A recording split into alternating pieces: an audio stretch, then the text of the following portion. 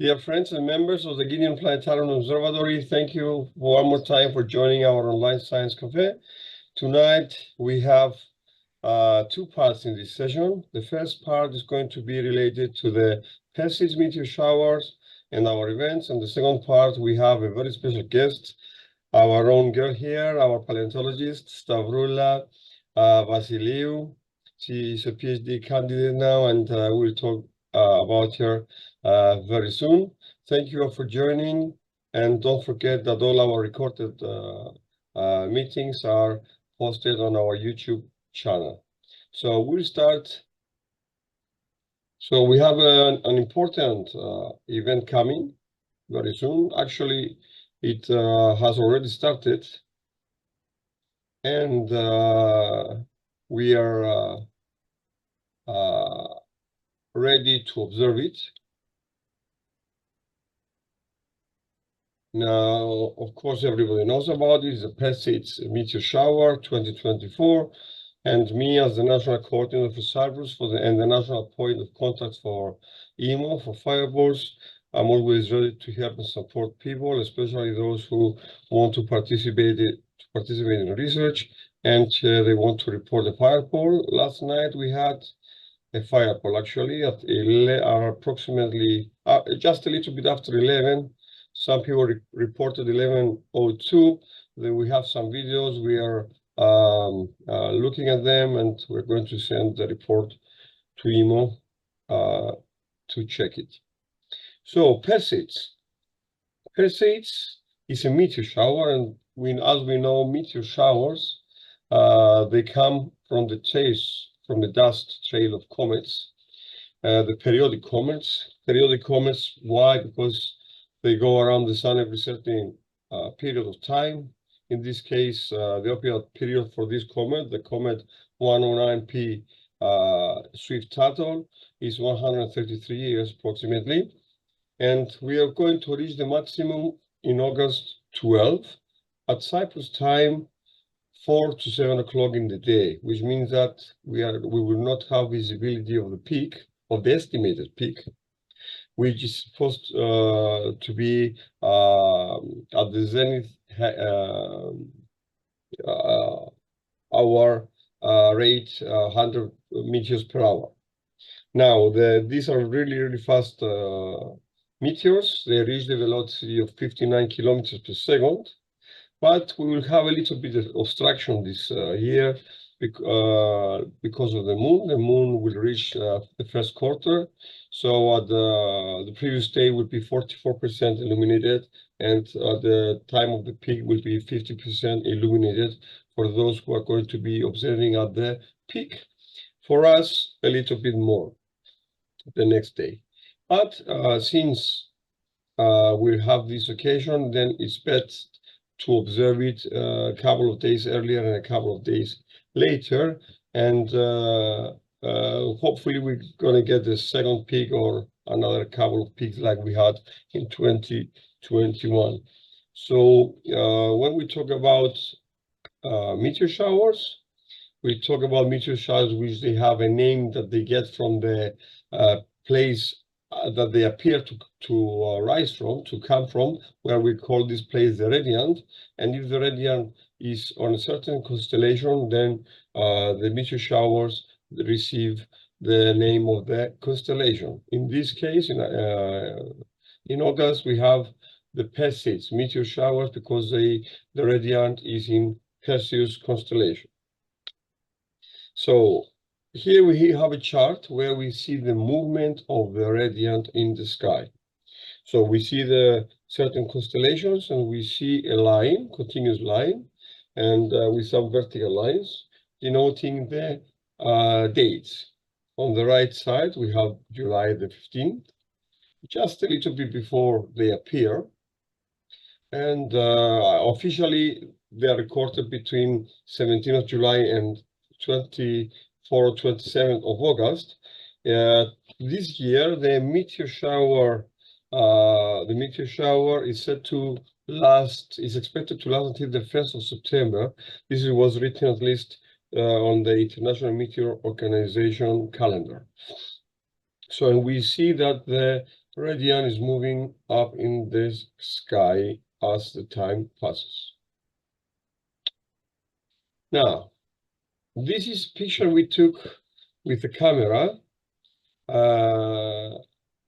in 2021, because we do some research with our team.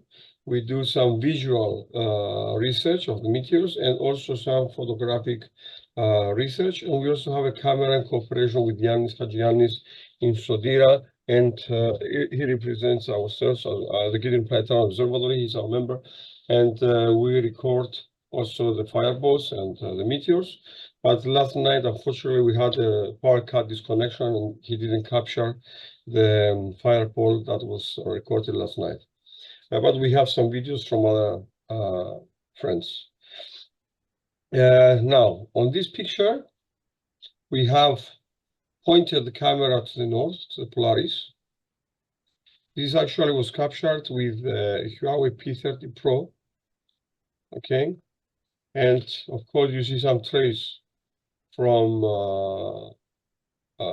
these lines are traced from planes. They're very distinguishable because they have unequal time intervals, interruptions, and the dots, which is the boing of the flash of their lights. And sometimes we track some satellites where there are continuous lines within the frame. They are very faint related to that, and sometimes we go to flashes. But in this one, in the center, do you see my pointer, my mouse pointer?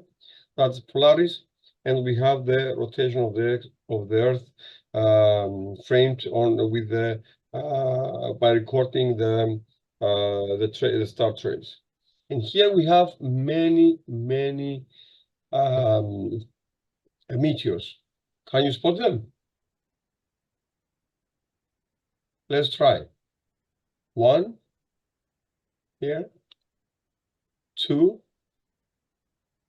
3, 4, 5, 6 here. And I think last time I found another one that we couldn't easily see it. It was behind some trace somewhere here or here.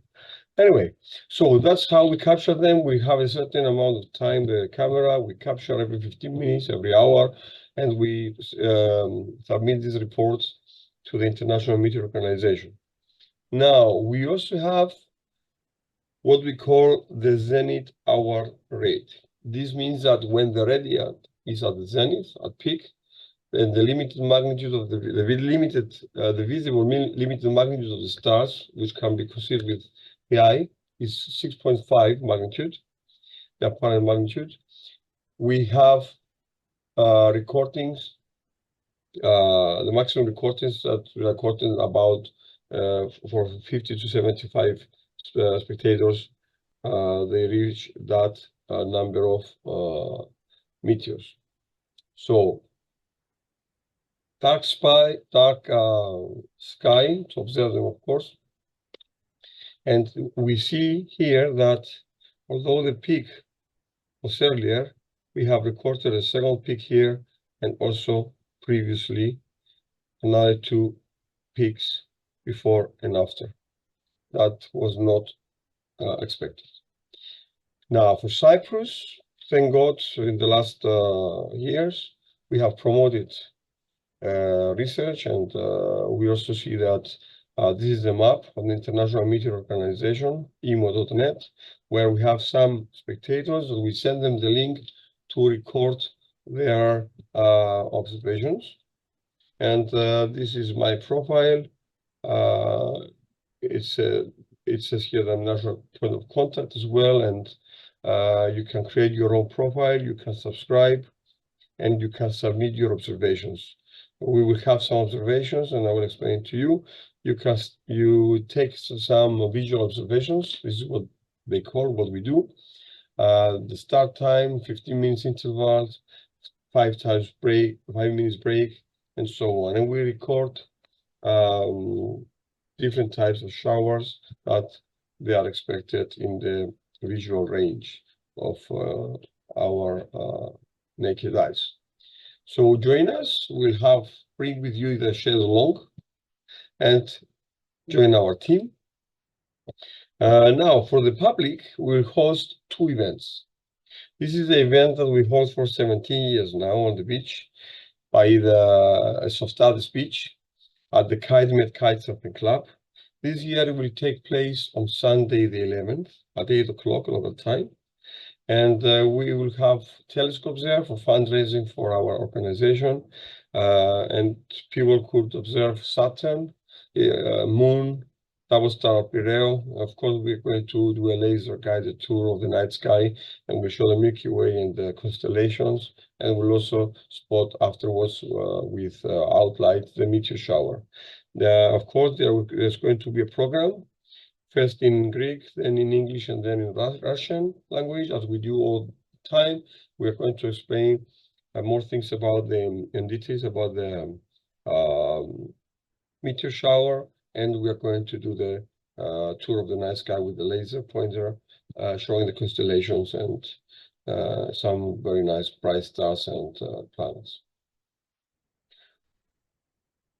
So this is a picture from last year, sorry. You see the Milky Way galaxy. It was captured by the mobile. Actually, we forgot to capture pictures when it was put, and I captured a couple. I found 2 to put in there to send to the media because they were asking for them from the tourism organization, Cyprus tourism organization. I will send them now. So there are people on the beach. Of course, there is a beach bar there. You can order food and so on. There's going to be live music with DJ as well, etc. And we're going to have another one with Mr. Fagas invited us for the event in Kiberoun down there to Earth as well. Now, as far as the scientific observations are concerned, we're going to have 2 public sessions. Of course, we are going to go for more times, but for public sessions, we're going to have 2 scientific observation evenings.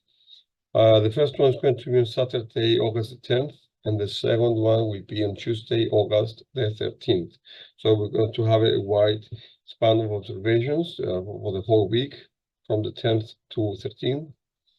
And the gatherings will be for both days, 9:15 at the KITION Planetarium Observatory in KITION. There's going to be discussion, technique and training of meteor observations. We need a small notebook and pencils if you want to take some notes. Of course, you will need them. It's your first time, especially. And 10:15, we're going to depart for the dark side. That will be announced at the point of the gathering. We will announce it before we leave, depending on the time and other groups going to different sites. So we want somewhere which is going to be peaceful and quiet, because we want to do some scientific observations. And we'll start the observations after setting up the cameras, etc. Our eyes will adapt to the darkness, and 11 o'clock we start the observations for 1.5 hours. We're going to have 15-minute sessions, a 5 minutes break, and then a break in between to have a snack. So if you are willing, don't forget to contact us. So if you are willing to come, then you need to bring with you 2 pencils, a red torch, optional. You can download a red torch application on your mobile, which is fine. It is suggested to bring a 40-chaise long chair so that you lie back and relax, and also be able to see the sky, so that you protect your health, your neck. We recommend soft, thin, long sleeves clothes to protect you from mosquitoes and any cockroaches. Of course, there where we go, there are no cockroaches. Only once we faced some mosquitoes, but we have mosquito repellent. And snacks, no snakes where we go usually. And it's nighttime, so you don't need to worry. If you want to camp at the site, you may do so. Just inform us before. But please, if you're coming, let us know before Friday, the 9th of August, so that we can prepare the sessions and prepare the talks. You may also send us a request on spacework@cidanet.com.cy. And I want to mention that this beautiful photograph at the background is from Philippos Patihis. And I also want to announce Monday, the 19th of August, 2024, the Supermoon event that will take place here at the KITION Planetarium Observatory premises. There's in general entrance for tickets for 10 euros. We're going to have a lecture and observations as well. So you may visit the website and book your place. There are only 50 seats. If you are willing to support the planetarium, the cause, and have a unique experience. Of course, during this time, the supermoon is a time when the moon is very close to the perigee, and it looks much larger and brighter than normal. So that's all for the Perseids Meteor showers, and we will continue with Stavroulla. Is also a member of the KITION Planetarium Observatory. She's doing voluntarily work here at the Geology and Fossils exhibition and our exhibitions here. She also participated in many events. We are very lucky to have her here. She has a very wide knowledge related to many things, but especially on her profession. She is a paleontologist, and she studied paleontology with honors. She did her Bachelor of Science in the University of Portsmouth. She did her master's degree, MRS in Science and Paleontology in the University of Portsmouth as well, and she's a PhD candidate now at the University of Cyprus. And the stage is yours. Very happy and very lucky to have you with us tonight. Thank you for your kind words.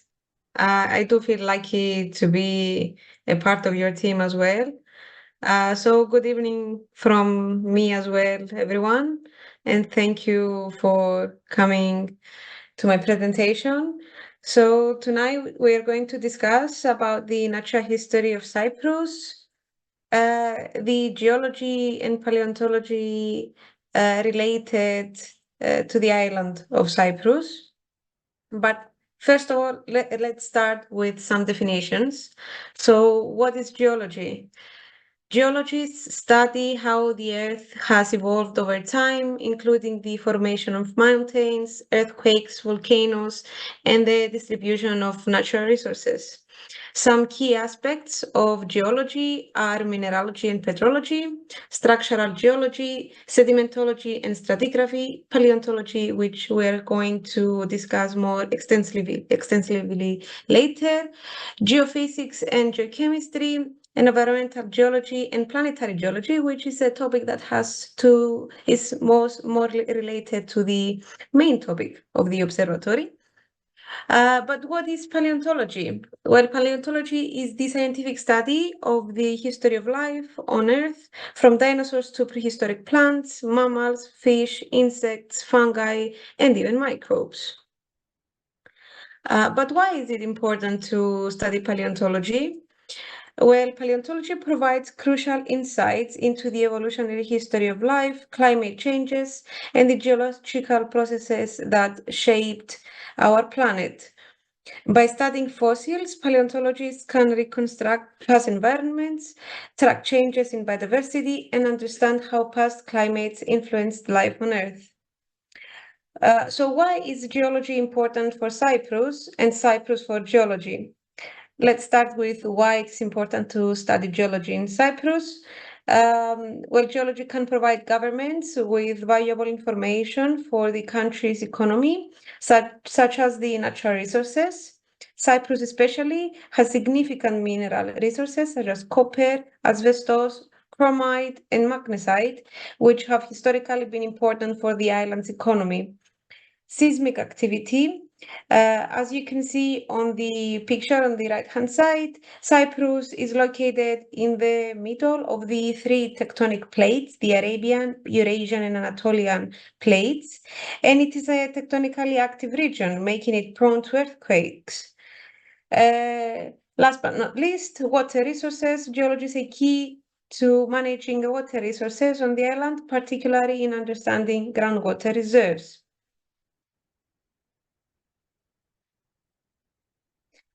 Okay, so in order to be easier for us, geologists have divided time into geological periods. There are many ways to design or make models of geological time scales. These are three different types. On the left one, you can see a spiral, which shows when each family of organism has evolved during the time. On the right-hand side below, you can see another geological time scale, which shows the big five mass extinctions on the left, and the main families of organisms and when they have evolved as well. And the upper one, which is the most, let's say, scientific one, also used by the IUGS, it shows the time periods we are going to discuss about today. These are the Cretaceous, Paleogene, Neogene, Quaternary periods, and these are the periods that we can find their geological strata in Cyprus. But before going to the discussion of the time periods, let's say why Cyprus is important for the science of geology. Well, Troullias is a section of oceanic crust that has been uplifted above the sea level. Ophiolite derives from the Greek word ophis, which means snake, and the rocks in Cyprus, they do look like the scales of the snake's skin. An ophiolite is a geological formation that provides a cross-section of the oceanic crust and upper mantle, usually found in ocean basins.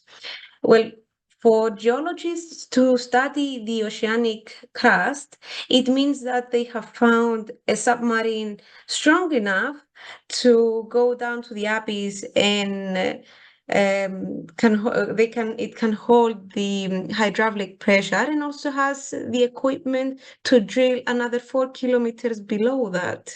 Well, as you can understand, such technology has not been invented yet, well, as far as I know, or it is very costly. So costly. So the Troullias ophiolite exposes oceanic crust and upper mantle rocks at the surface, 2,000 meters above the sea level. This makes it easier and less costly for scientists to study these features without deep sea drilling. Every year, there are a lot of universities coming from around the world to study the Troullias ophiolite. And it is so unique that the oceanic crust can be accessible from only 3 locations worldwide. These 3 locations are Cyprus, Oman, and California. Studying oceanic crust is crucial for understanding the formation processes, evolution, and the evolution of the oceanic crust. The area of the Troullias Geopark is recognized as a geotope with geological, mining, natural, and cultural heritage of outstanding global importance. The Cyprus ophiolite is considered the best studied ophiolite in the world, and it's key site for scientific research and education. But because we talked about the plate tectonics previously, let's give a definition of what these plate tectonics are. Well, these are large slabs of Earth's lithosphere that fit together like a jigsaw puzzle. They constantly move and interact at their boundaries where most of Earth's seismic and volcanic activities occur. The three main types of these boundaries are the divergent boundaries, where plates move apart, leading to seafloor spreading and the creation of new crust. As you can see on the model here, where the ridge occurs, these are divergent boundaries. When they move apart, they give an exit to the magma that's below the lithosphere. And this, when it reaches the surface, it cools down rapidly. And in this way, volcanic rocks like basalt are formed. Convergent boundaries, like the case of Cyprus, is when plates collide, resulting in subduction. One plate is being forced below another, or they create mountain ranges. The third type of the tectonic plates is the transform boundaries, where plates slide past each other, causing earthquakes. But what are the major geological features of our island? Well, the pseudosophyolite, of course, is the first main geological feature. It's a slice of the oceanic crust, as we said, and provides a rare and accessible opportunity to study the seafloor spreading processes and Asian marine environments. The second major geological feature is the Pentadactylus Range. It's a complex sequence of Jurassic to Cretaceous sedimentary rocks, including limestone and marble, that have been uplifted and folded along the boundary of the Anatolian and Eurasian tectonic plates. The third one is the Mesauria Basin. It is the region between these two mountain ranges. You can see in yellow on the map here. Well, there was a time when the two mountain ranges were two islets, and between of them, it was a shallow marine corridor. Because it was shallow, the waters were warm, and they were very hospitable for coral reefs, dolphins, sharks, whales, fish. But during the uplift, and in combination with the erosion of these two mountain ranges, slowly this basin was infilled with sediment that was weathered from these two mountain ranges, the Pentadactylus or Kirinia, as it is also known, and the Troodos. So let's start with Cretaceous. Cretaceous is the time period that we have like the oldest geological strata in Cyprus. Well, during this time, Cyprus was part of the Tethys Ocean. It was below the sea. And the Tethys Ocean, it's an ancient ocean that is now extinct, and it existed between the supercontinents of Laurasia and Gondwana. The region that is now Cyprus was mostly submerged under warm seas. The global climate was generally warmer than today, with higher levels of atmospheric carbon dioxide. And the main fossils that we can find in Cyprus from the Cretaceous times is corals, ammonites, rhodists, and we can find some polychaetus in near the black smokes, where in this model here you can see how the environment was below the sea. So you can imagine these high temperatures and black smokers that they made inhospitable this region for other organisms to get closer. So that's why we cannot find any other organisms fossilized near our region. But we can find this rich marine life of bivalves, gastropods, ammonites, and some other worms. Well, during Paleogene, not a lot of things were going on. For sure, during Paleocene, which is the first epoch of the three that Paleogene is divided in, we have deposition of marine sediments and ongoing tectonic activity. During Eocene, the main fossils that are found in Cyprus are marine mollusks, including bivalves and gastropods, corals, foraminifera, and cephalopods, including Aduria.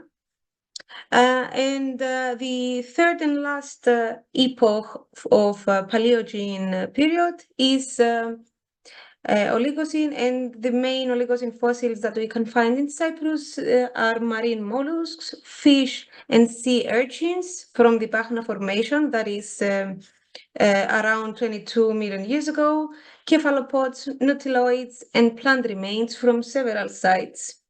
Oligocene is also characterized by extreme uplift. So let's move to Neogene period. Neogene expands from 23 to 2.5 million years ago, and it's divided into Miocene and Pliocene, but we do also divide Miocene into lower and upper Miocene. During lower Miocene, there was also some tectonic uplift and volcanism, marine transgressions and regressions. So what's transgression is when the sea level goes up, and regression is when the sea level goes down, and that's influenced by the climatic cycles that we are going to discuss later. And we can find some marine and plant fossils. You can see on the left-hand side, section C, that Troullias was still an islet, but the Pentadactylos mountain range was not an islet yet. And in Upper Miocene, we can see that these two mountain ranges were formed and uplifted, and Mesauria was, what I said previously, a marine corridor. So a major geological event happened in Upper Miocene, during Upper Miocene, and this is the Messinian salinity crisis. What is this? This is the extreme drop in sea level and the desiccation of the Mediterranean Sea. It is the formation of thick evaporate layers, and it ended with the Zanclean flood. Zanclean is around 5 million years ago, where the Atlantic Ocean refilled the Mediterranean Sea through the reopened Strait of Gibraltar. You can see how Mediterranean Sea was like on the right-hand side picture below. Basically, there were only 4 large salt lakes during the Messinian salinity crisis. And let's move to Pliocene epoch, which is the last epoch of the Paleogene, of the Neogene period. Pliocene is characterized by climatic fluctuations, the glacial and interglacial cycles, also known as the climatic cycles, and vegetation changes. Vegetation was mostly evergreen and sclerophyllous forests, which means big conifer forests that expanded until the coastlines of the island. Fossilized pine cones and wood parts indicate that they were deposited on river deltas and littoral zones. This has to do with their taphonomy. When we said previously that the mountain ranges were eroding, well, this process continued to happen, and it brought material from the tops of the mountains down to the coastlines, basically. So we can find where the coastline was at that time. We can find the material and then the organisms that were thriving on the tops of the mountains. So fossils like Ostreadulis, Balanus, Tindinabulum, big fish including sharks and cetaceans suggest eutrophic marine environments. Eutrophic means that there was high temperature and a lot of elements available for life to thrive. You can see on the right-hand side, section E, it shows how Cyprus was like during the Pliocene Pleistocene epochs. Basically, the Mesauria basin has been filled with the sediments, with the plastic sediments from the two mountain ranges, and it formed the island of Cyprus with the shape that we know it today. So this is a brief animation of how the genesis of Cyprus started and how it is today. This is a small islet of the Troullias, which get bigger and bigger, and then we start seeing the Pentadactylus mountain range, and there is this shallow marine corridor we discussed previously here. Then the Mesaurian basin, it's filled with sediments, and then boom, Cyprus. So, Pliocene, what fossils we find during Pliocene? Well, as we said, we find a lot of plant remains, and they are mostly conifer forests, as you can see from the sample here. That was personally collected from me. In the blue circles, we can see pine needles. In the red circles, we can see some leaf parts that are disarticulated, and because we were lucky, we found a broadleaf that, well, it's almost not disarticulated. Well, it has a better preservation at least. So here we can see 3 sites of where this kind of fossil, these fossils were found. We said that their taphonomy suggests that they were dropped from the mountains, the tops of the mountains, down to the coastlines. Well, during that time, the coastline was somewhere here. So if we continue collecting fossils from the foothills of the Troullias mountain range, we can actually draw where the coastline during Pliocene epoch was. Here we can see the Pentadactylus, here is Troullias, and still this is evidence of where the sea level was during that time. So let's move to Pleistocene epoch. As we previously discussed, the last 2.6 million years ago, planet is characterized by climatic cycles or the glacial interglacial periods. What is this? Well, every 40,000 years, the climate of the planet changes from glacial to interglacial, leading to this cycle of the vegetation dynamics that goes from open vegetation to dry open woodland, deciduous forest, then mixed forest, and then goes again to conifer, and then again open vegetation. So this kind of circle happened around 50 times until now, and this is a model that I have created for my postgraduate research. These are the differences between the interglacial humid warm periods and the glacial dry cool periods.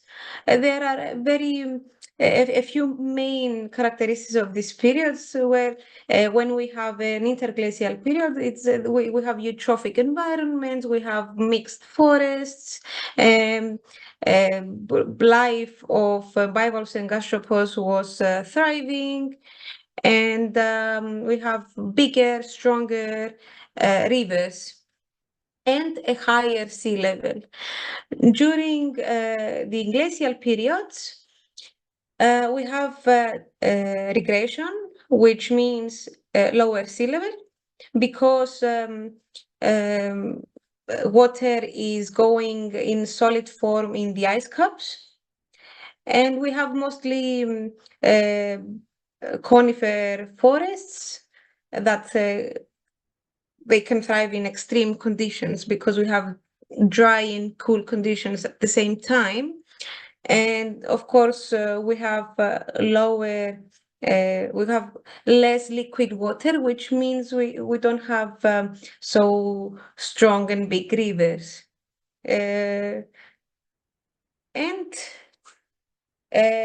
However, during Pleistocene times, we see that these climatic changes have led some mammals to start moving from south to northern areas.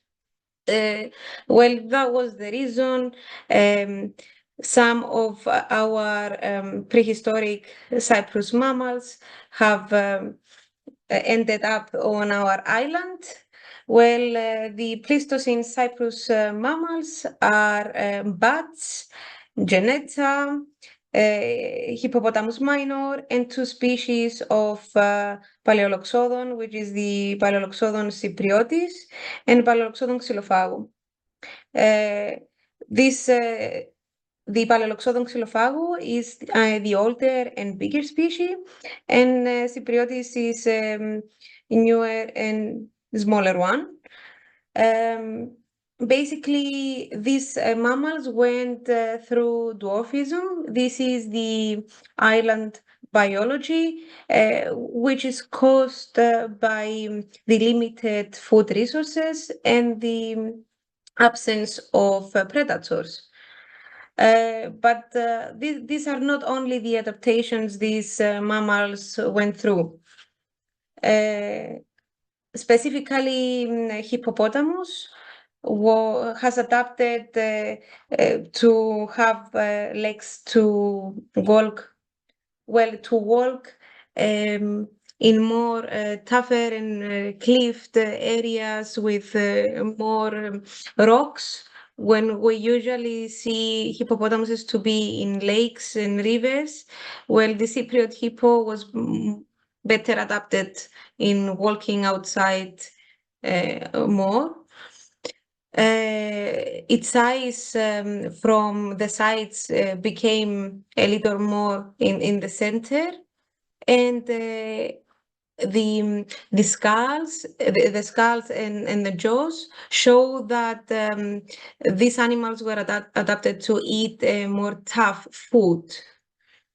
By tough, I mean that the food wasn't that soft as the grass that they were eating in Egypt on the River Nile. We can see that by the bigger skulls that were adapted for the bigger muscles, and you can see some lower jaws of hippos here. This is from the Phodiadis Museum, and that's from the Thalassa Museum. This one is a jaw of the Paleoloxodon xylophagu. It's a cast, basically. And it's again from the Thalassa Museum. These ones here, they were personally collected. These are Perseids bombonius. These are gastropods, very important because they are helpful for they are showing the age of the strata that we are studying, basically. But for me, they are important for another reason as well. Can you see these little holes on these gastropods here? Well, this is evidence of interactions between the organisms in the ecosystem. We know these type of fossils are also they are known as oiknos. Oiknos is the evidence of predators. The small holes are mostly created by octopuses, and the bigger penetrations are created by other predatory gastropods. So we know that there were interactions of between the organisms in this ecosystem. That's very interesting to study. Here we can see Ostrea edulis and Balanus dindinapollum on top of it. Ostrea edulis is a bivalve and Balanus it's a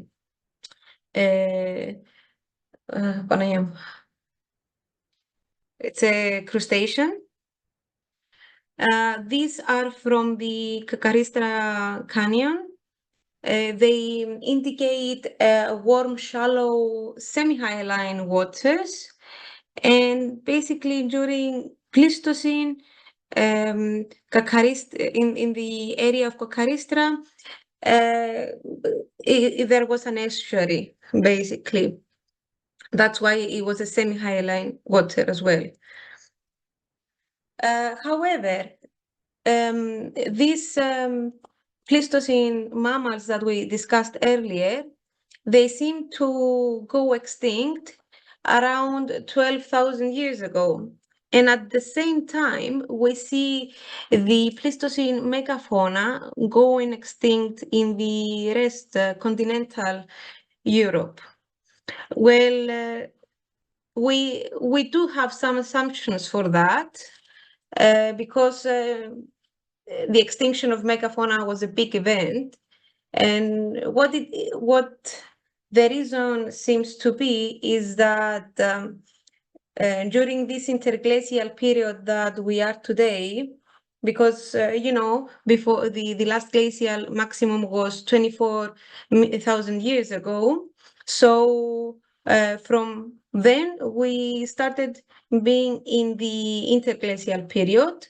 So 12,000 years ago, we had a sudden event called the Younger Dryas. Younger Dryas was possibly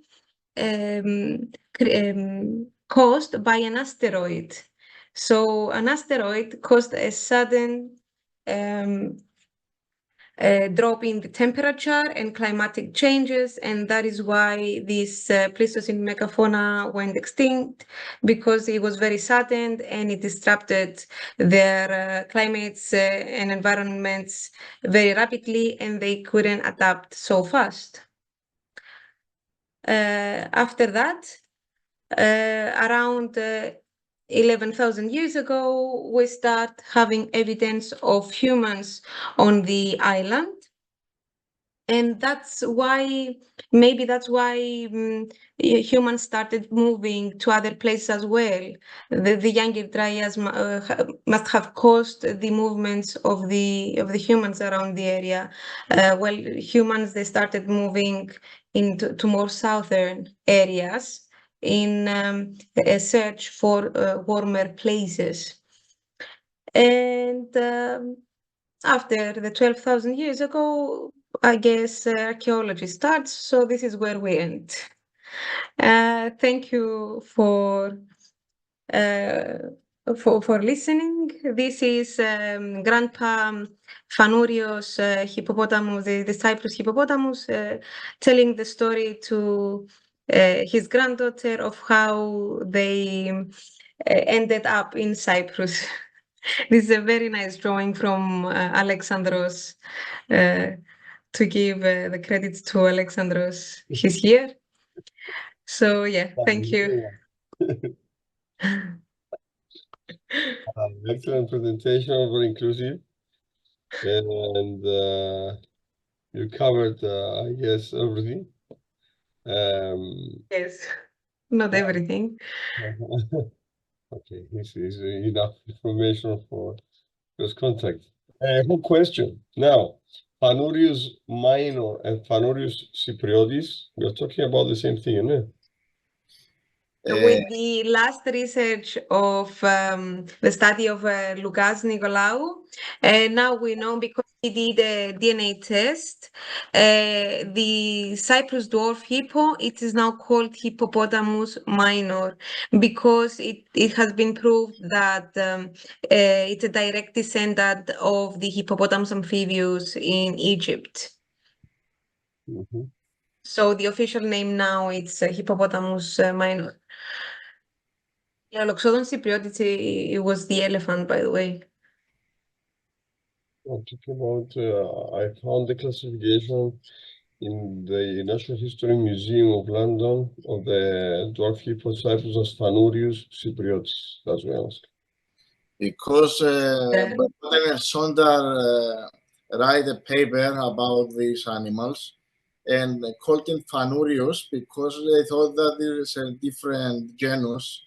It's not Hippopotamus, it's Phanurius because of St. Phanurius in Kyrenia. Yes. The chapel of St. Phanurius in Kyrenia, where the first bones found by the villagers, they used them as medicine. And they thought that it was the horse of Phaeus Phanurius in the cave, isn't it? Yes, yes. And it's not only there. There are many localities in Cyprus that they called with Phanurius name, or Agia Saranda, or Agia Paraskevi, or other saint names because of the bones of that animal. And if they thought there was not a saint, they say a dragon cave or a dragon nest.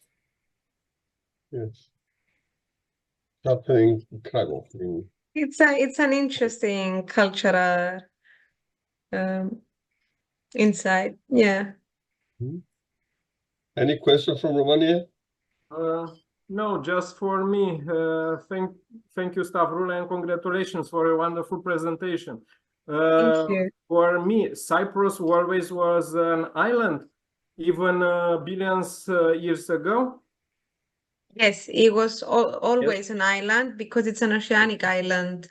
It means that it was emerged from the sea, and it was never connected to continental areas. Okay, I understand. Yeah.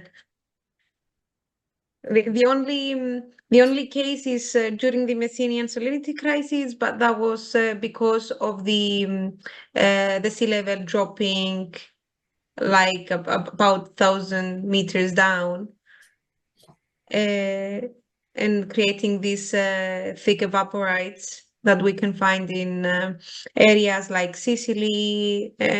You can go and find whole temples, churches that are built only from salt, these evaporites that were created during the Messinian salinity crisis.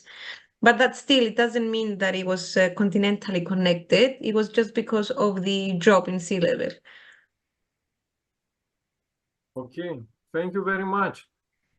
Thank you. Thank you. So next time you come to Cyprus, don't only look for astronomy, but for fossils as well, Daniel. So, Which volcanoes in Cyprus we have? Well, now we don't have an active volcano, but basically the geological strata that construct the island of Cyprus were created by a submerged volcano. It was a volcano underwater in the sea, and the eruptions of this volcano created all the rocks that are forming through those basically today, and then they were uplifted above. So it's not an active one, but it used to be one. Yeah. I would like to congratulate Stavroulla for this nice lecture. Thank you. So I don't really have anything to say. I know Stavroulla. She's wonderful and excited about all this. Well, if anyone wants to meet with us, I mean, I know Stavroulla. We hang out a lot and talk about all this paleo stuff. If anybody wants to ever join us, He's welcome to join. Yeah. Yes. thank you guys for joining the Online Science Cafe.